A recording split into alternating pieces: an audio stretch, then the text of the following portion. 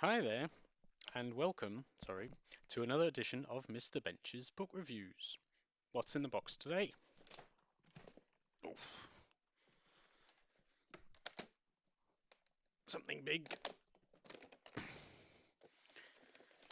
Oh, it is big, and it is a very special book called The Unofficial Bible for Minecrafters Stories from the Bible Told Block by Block by Garrett Romines or Romines and Christopher Miko. There it is. Uh, I haven't read the official Bible for Minecrafters, so I don't know if this will differ significantly. But let's take a look. This seems to be, it has a contents. Okay, so it has lots of what you would call Bible stories, such as Jesus's parables or Jesus's final days. That means, I guess, the final days before his death. Theoretically, he has more days afterwards. Uh, that's a bit of a spoiler. Oh, and the last one's called Jesus is Taken Up to Heaven, which I guess is what this is. That looks like the Ascension. I guess this is Jesus in his traditional white clothing and bearded garb. I guess that's meant to be a halo. Um, and yeah, based on this, they seem to have. Yeah. So you see, they've used Minecraft blocks and skins, I think you call them. Like there's some with an Egyptian, some sort of Egyptian headdress, um, to retell these Bible stories. So that's cool. And as this is a special edition of Mr. Bench's book reviews, not just because of how special this book is, but I thought I'd also have one of these. It's called the New Testament and Psalms. It's not Minecraft based, but we can maybe refer to that if we need to check anything, check if the retelling in this version is anything like, or try to identify where they may have changed something, or see how true to the original they've been. The unofficial, I believe, means it's not sanctioned by the Minecraft people, I would guess, rather than the fact that the Vatican haven't sanctioned it, but it probably hasn't been sanctioned by them either. So it's unofficial, I guess, in every Mojang, I think. Although I think they got bought by Microsoft. Um, but I guess no one has sanctioned this at all. It's copyright Romines and Christopher Miko anyway, and published by Lion Hudson Limited. So here we go. It's got a good 3 dozen or so stories. I'll pick one from the New Testament because that will help with this,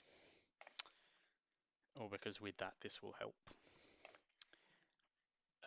I don't want to meet the authors. I guess there's a foreword. Should I read that? Yeah, why don't I read the foreword? I don't want to meet the authors, but I'll read the foreword and then I'll jump to one of the stories. Foreword. I'm always on the lookout for new ways to tell Bible stories. That's what storytellers do. Storytellers don't always look out for new ways to tell Bible stories, but Bob Hartman does, I suppose. Excuse me. It is quite large. This is quite heavy. The hardest job is finding a compelling and original way in to a story. Is written way in inverted commas there. Don't know why. And when I find something that works, I get really excited. A few years back, the publishers behind the original US edition of this book created the Brick Bible. Oh, I've heard of that. That's quite popular. My son immediately went out and bought a copy. So, okay, he's 32, but he's a Lego fanatic, and he thought that the idea was absolutely brilliant.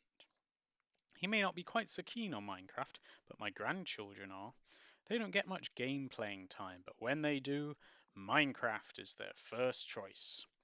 The older two, I think with game playing, he probably means video game playing. Um, it's quite common nowadays, I think, um, for children to have their video game time rationed in various ways. The older two, that's the older two grandchildren, 9 and 6, those will be their ages, love building the worlds, while the youngest, who is only 3, simply enjoys digging holes and getting stuck in them. Well, I mean, that's Bob Hartman's interpretation. It's possible he just that's all he manages to do. He might enjoy building worlds if he was a bit better at it. So when I showed them a few sample pages from the unofficial Bible for Minecrafters, they got the same look on their faces that my son had on his when he found the brick Bible. Their responses ranged from, "It's funny," which it is, to, "When can I read some more?" It sounds like they don't get much book reading time either. As for me, I turned the pages just to see what the creators of the book would get up to next, and how they would bring each scene to Minecrafter life. And I have to say that I was surprised and delighted. Every now and then, someone comes up with a new way of telling Bible stories that's just that little bit different. And if this is a way in for someone, and there are thousands of Minecrafters out there, and it's compelling, intriguing, and faithful to the text, well, we'll see. We have the text. So that'll be fun.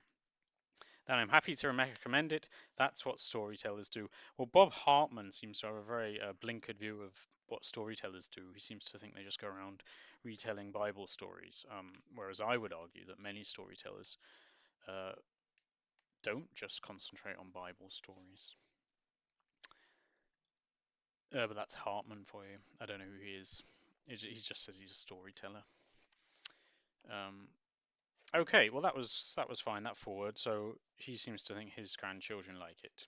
But he seems to be focusing very much on the Bible aspect and thinking that it's a way of introducing the Bible to a new audience, one consisting of Minecrafters. Um, so we'll see. So let's go to something in the New Testament. I think most of those are probably to do with Jesus. There's one called The Birth of Jesus. Why don't we try that one? That's on page 171. And it's also currently Advent. So that seems fairly topical. Obviously, the birth happens on Christmas Eve, traditionally. Uh, well, overnight, Christmas Eve to Christmas Day, which is kind of the end of Advent. Here we go. So first you have a big black page for some reason with speech bubbles. I don't know if they've made that out of a black Minecraft block, like some coal or something. It's certainly very flat texture, which I think is common in Minecraft.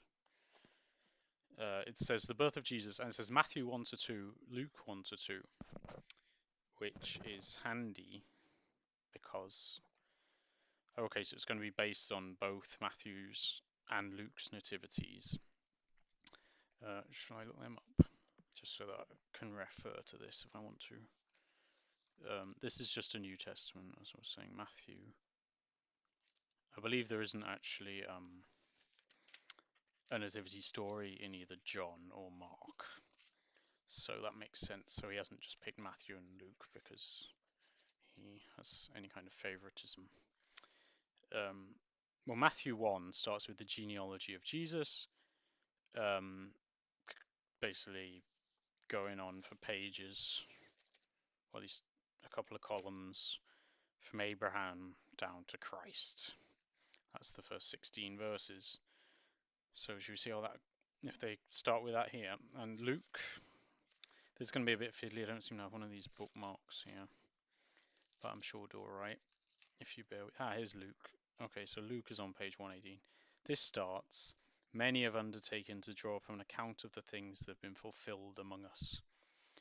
Oh, that's right. So that's where he's saying that he's the best gospel writer, the best evangelist. And then it talks about Herod and Judea. So they start quite differently. So we'll see. I mean, this is going on about Abraham and David, and then it talks about the baptism, and Luke is starting about the birth of John the Baptist foretold. So slightly different beginnings. We'll see what the Minecraft people have gone with. There's a speech bubble. It says, "This is where you come in, Gabriel." And then it says, "Woohoo." They've used a font here that is also fairly blocky. I mean, that could be Korean U or something. I don't know if that's a Minecraft related font. It could be what they have in the chat bar at the bottom. I don't know who's talking there, but anyway. Okay, here we go. Okay, just so it's a bit like a comic, right? You have captions in big yellow boxes. So I'll read them first, and then I'll do the speech bubbles. Now, these aren't referenced with specific verses, so we'll just have to see if they are lifted directly. So here we go. Mary was a young girl, so they've skipped the whole Abraham thing. I have to find out where that's from.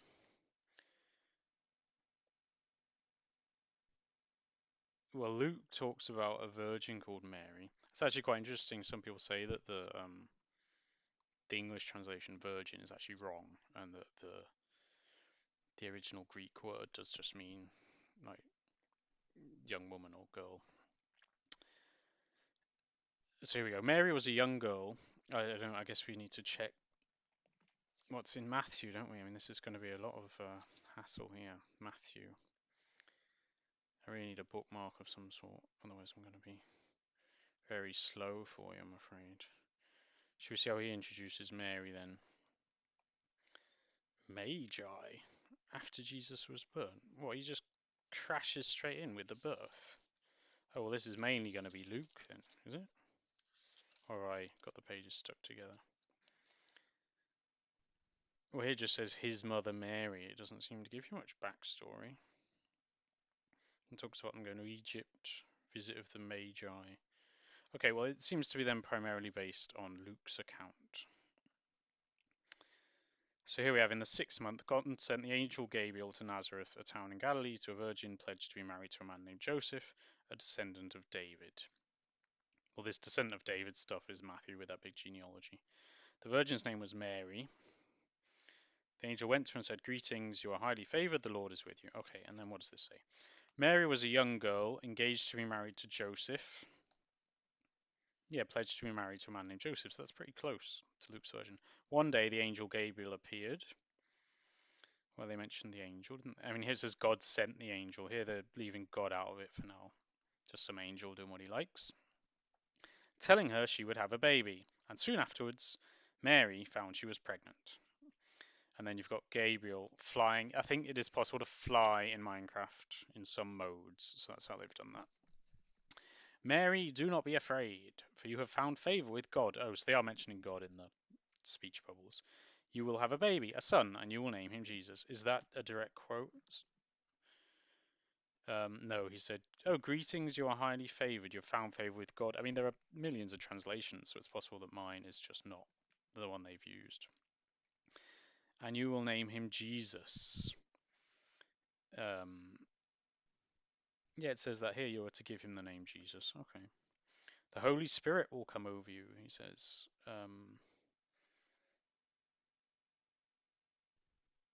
Not sure if it mentions. Oh, here it is. The Holy Spirit will come upon you. Yeah, there you go. So they've chopped it around a bit.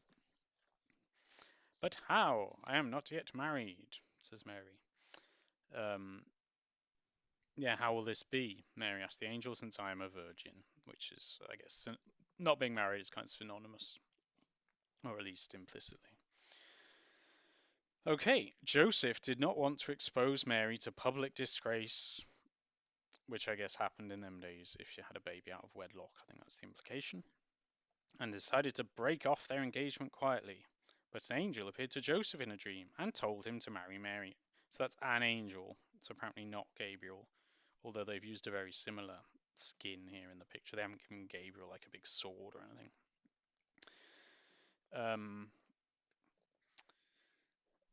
Just so you know, I've reviewed another book on this channel, which I can link to, where the angel Gabriel shows up and talks to a load of shepherds. Should we try to see if this visit of Joseph is in the original? And Mary visits Elizabeth.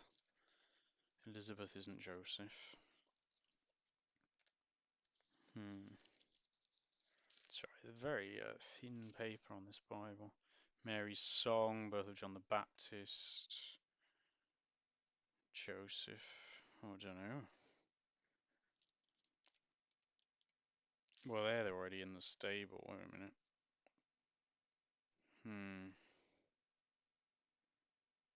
Elizabeth. I can't see much about Joseph. At that time, Mary got ready, hurried to the country in Judea. Holy Spirit. Mary's song. Then they're back with Elizabeth again, and there's Zechariah's song. And then there's the birth of Jesus. Or maybe is that a Mathene tradition that Joseph was worried about it?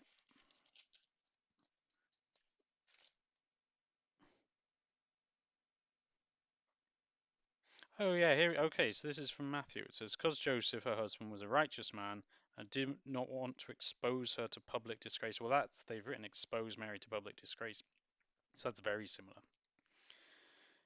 He had in mind to divorce her quietly. Where it says divorce, break off an engagement, I mean that's slightly ambiguous if they're already married or not. But after he considered this, an angel of the Lord appeared to him. It just says an angel as well. But this is also the other gospel. So it could be that you could put two and two together and think that this is Gabriel.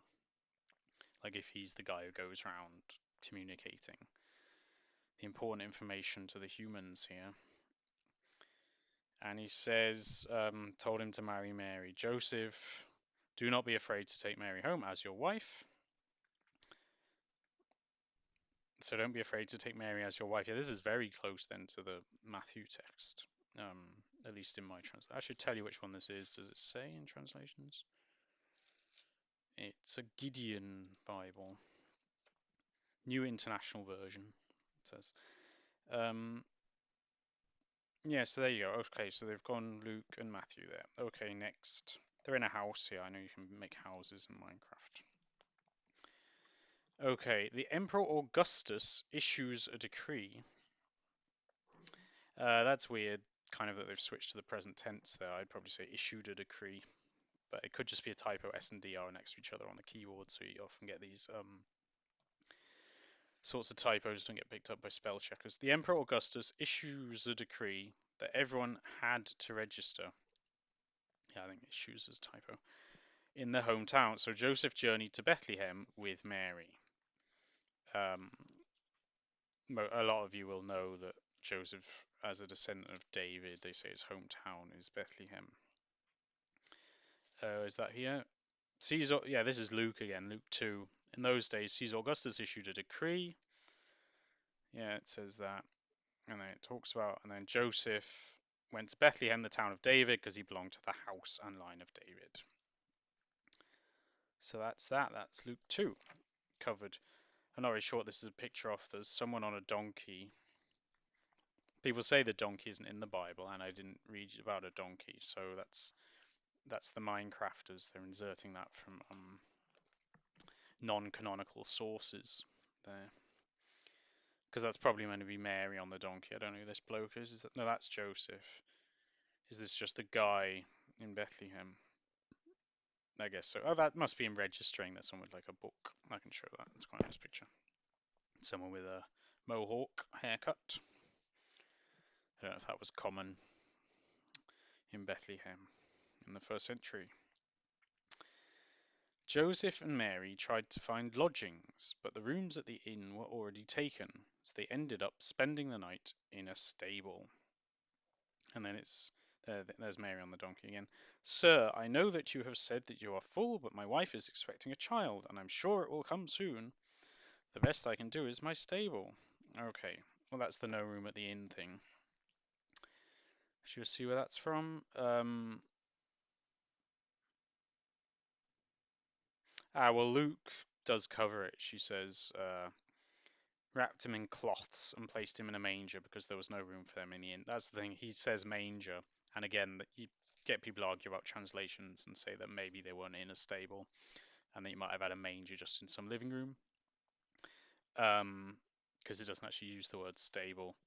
And then in Minecraft, they've interpreted that as a stable, as is the tradition, as well as inserting the donkey, as is also quite common. Matthew, does he say anything about stables? Um, mm,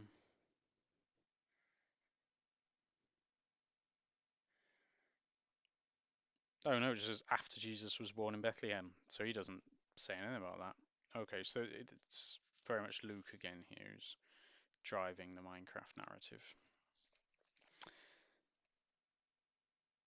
Okay, the best I can do is my stable. So they've really made that up. The best I can do is my stable. Like, it's not really.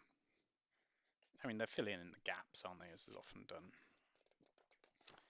Okay, what happens next? This seems to be a stable now. There's a big white. Is that a light? I guess that's a shaft of light, like a heavenly light illuminating the baby. I'm not sure what that weird head is. Is that meant to be the baby? I don't know if you have different sized humans or the characters in Minecraft, or if they're all the same size, they've had to make Jesus have an enormous head. Oh, the angel's there again. The time came for the baby to be born, and yeah, there's various farm animals. I think that's probably meant to be a pig. The time came for the baby to be born, and Mary gave birth to a son. She wrapped him up and placed him in a manger. Yeah, well, that's in the thing. As God instructed, the child was named Jesus. We had earlier that they should call him Jesus, right? I think that was mentioned even in the Minecraft version. Um, yeah, so talking about the manger. So the manger is in Luke. There's Angel just hanging around. He's not mentioned here. He's just there. They've inserted him into the stable. Then there are a few nice torches on the wall. I think if you were into Minecraft, you might quite appreciate some of the details of the effort they've gone into to make things look nice. So yeah, I guess this is meant to be Jesus, this large-headed individual.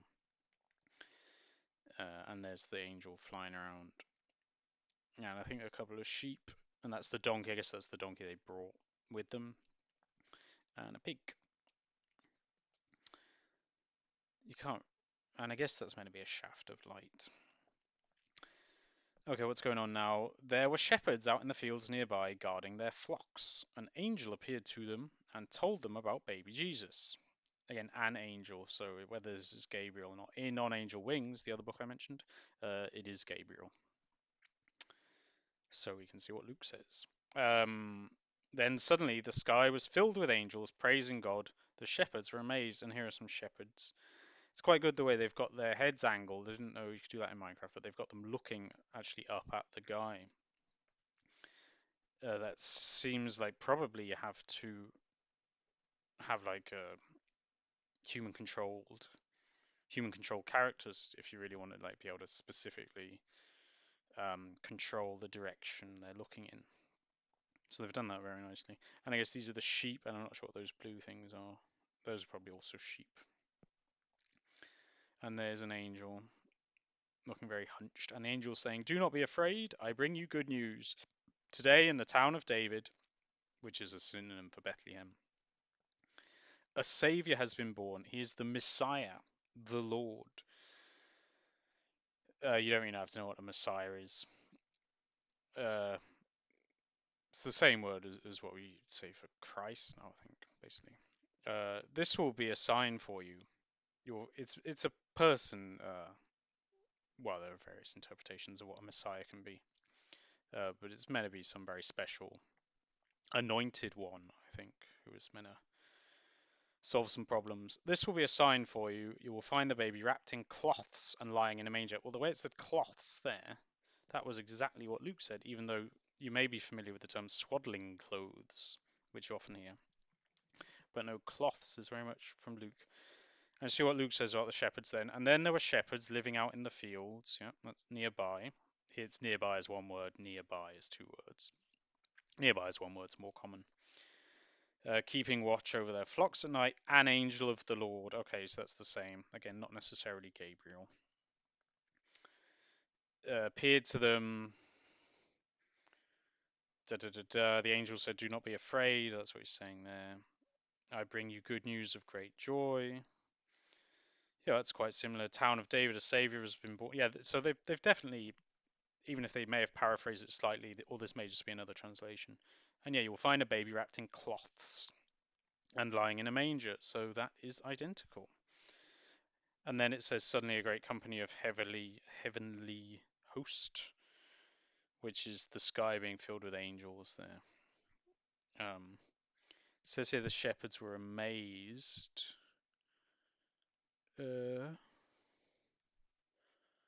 Doesn't seem to mention that here. Oh, here it is. "And all who heard it." Oh no, it says the others who heard about it were amazed when the shepherds were telling them.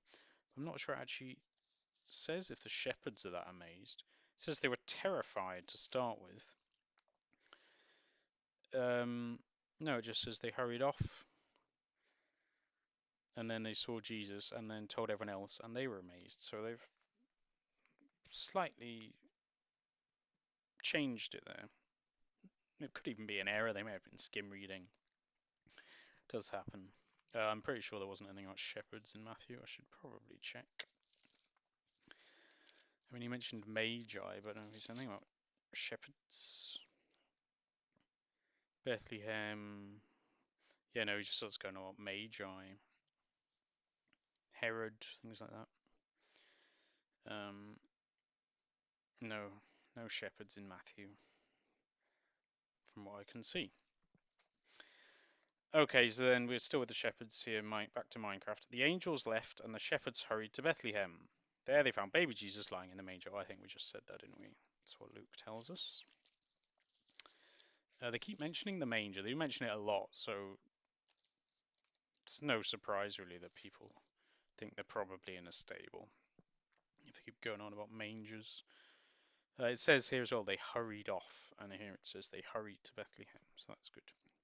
And here the shepherds are saying, it's a miracle, let's go and see the Messiah for ourselves.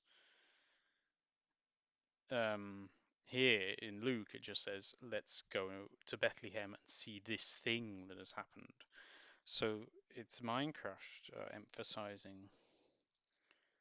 Well, I mean, in Luke it says, here's Christ the Lord, and I think Christ and Messiah are synonyms. But yeah, they've changed it slightly again. So there they are, they're going to hurry off. And then the shepherds told everyone they saw about the child, and all were amazed. Well, that's what I was saying earlier about the amazed.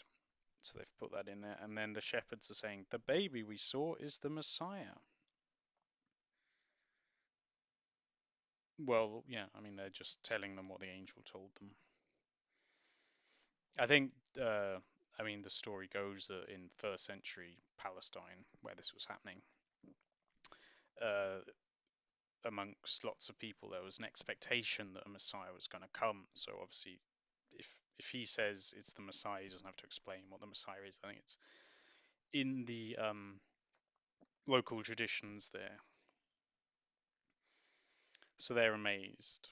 Although if there's an expectation that the Messiah is going to come, then you might say, why are they amazed? They should just go, good.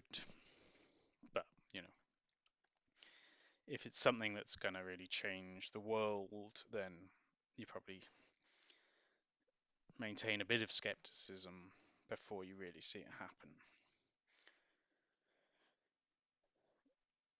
I guess this is like Bethlehem. This is like an outdoor scene now with various buildings and something that looks a bit like a well. Okay. Oh, these are the three wise men, the Magi. After the birth of Jesus, a star appeared. Wise men from the east believed a king had been born and set out to follow the star. In Jerusalem, they asked where they could find the child and were told to go to Bethlehem. So they journeyed on with the star ahead of them until it stopped above the place where Jesus was. And here it's 3, which if you've ever seen a nativity play, it's normally 3. That's where he must be, the child born to be king of the Jews. Look, the star has stopped moving. Let's go and worship him. And again, they've done a star here. I don't know how you do that in Minecraft. I mean, I don't know much about Minecraft. Oh, you can't really see it. It could just be on a big white pole there, or I think that might be just a big white pole that they've put in, but the way they've built it, it kind of looks like it's a light shining. And I'm not sure if these people from the east, I mean, they seem to be riding on horses rather than camels. But I don't have any quibbles with that. And yeah, just as Luke doesn't mention, just as Matthew didn't mention the shepherds, really, Luke doesn't seem to mention any magi. So should we see what Matthew said about the magi?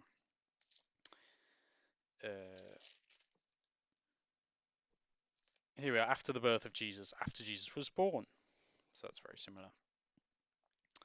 Then it talks about King Herod, who they haven't mentioned. Magi from the east came to Jerusalem and asked, wise men from the east, where is the one who has been born king of the Jews? Okay, that's similar. We saw his star in the east and have come to worship him. Let's go and worship him. they start talking about King Herod again. Oh, people are saying in Bethlehem. Okay, so they've kind of summarized this, and we're told to go to Bethlehem. I mean, here there's all things about shepherds. Not shepherds, it just says people are just quoting prophets to them, saying that the ruler will be a shepherd. Um, then Herod's chatting to the Magi. They haven't mentioned that here either. Oh, and here's the star, right? They went on the way, and the star they had seen went ahead until it stopped over the place where the child was. Until it stopped over the place where Jesus was. I mean, yes, that's very similar. Okay, now they're actually there. The wise men found Jesus with his family. They knelt down and worshipped him. Again, the fact there are three in the Minecraft book, it doesn't mention it here. It just says Magi from the east without specifying a number of Magi. Uh, and then it says, "We've come to see the new king and bring him precious gifts of gold, frankincense, and myrrh." Oh, they've given them little things in their hands to be the gifts. Is that in Matthew? About the gold? Bowed down and worshipped him, where it says knelt down, kneeling, bowing, very similar. Then they opened their treasures and presented him with gifts of gold and of incense and of myrrh. Okay, I think the fact that there are three gifts is why they often get interpreted as three magi or wise men. They've made them old here with like grey hair, stereotypical kind of magician style beards. You don't have to be old to be wise, you know. Though I don't know how old you had to be a magi in those days. Could be there was some sort of threshold. Oh, now their horses are rearing up. That's quite fun. They must have enjoyed doing that when they were making it. The wise men began their journey home, overcome with joy at what they had seen. That will be why the horses are rearing up on the hind legs. Does it say that here? They say something about Herod again and being warned. Then it says something about escaping to Egypt.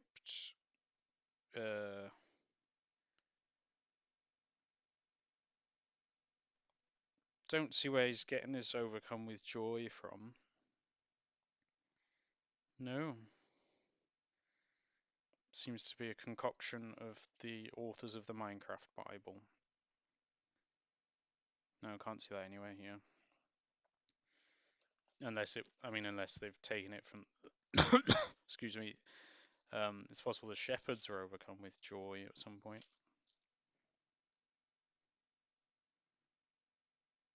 When it says the shepherds returned, glorifying and praising God for all the things they had seen. But I don't see that. I'm doing this quite quickly. Oh, here you go. When they saw the star, they were overjoyed.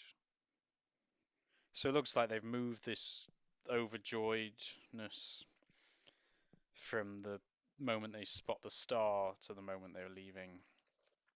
A bit like the amazement of the shepherds, they kind of shift it back in the story.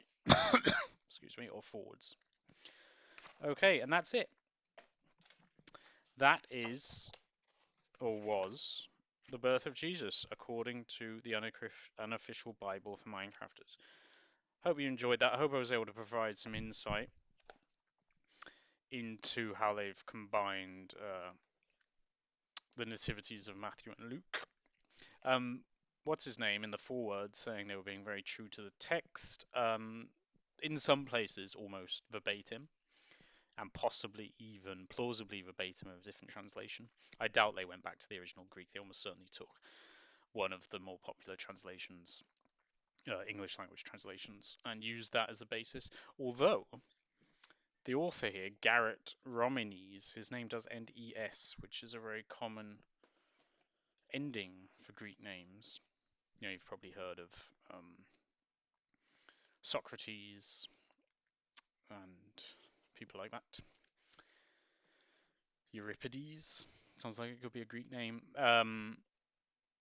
So maybe Garrett Romines does speak Greek. Maybe he has gone back to some original.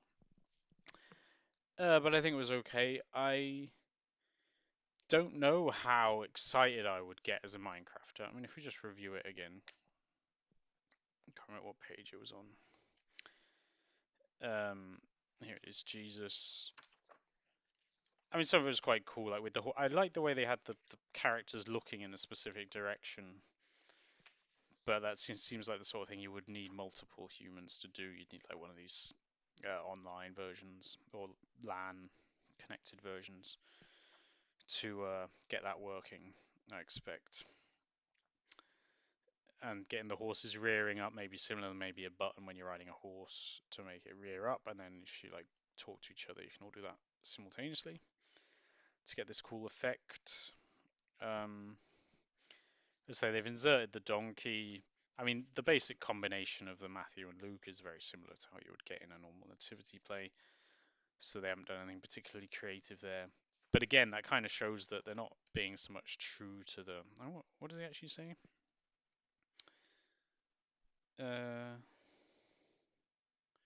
Faithful to the text, exactly. They're more faithful to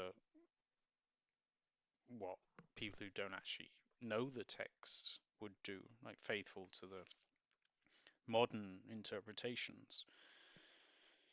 For my money, it's a bit weird. I mean, this is obviously middle of the book, so it's possible that the concept of a Messiah is introduced earlier in this Bible for Minecrafters, because otherwise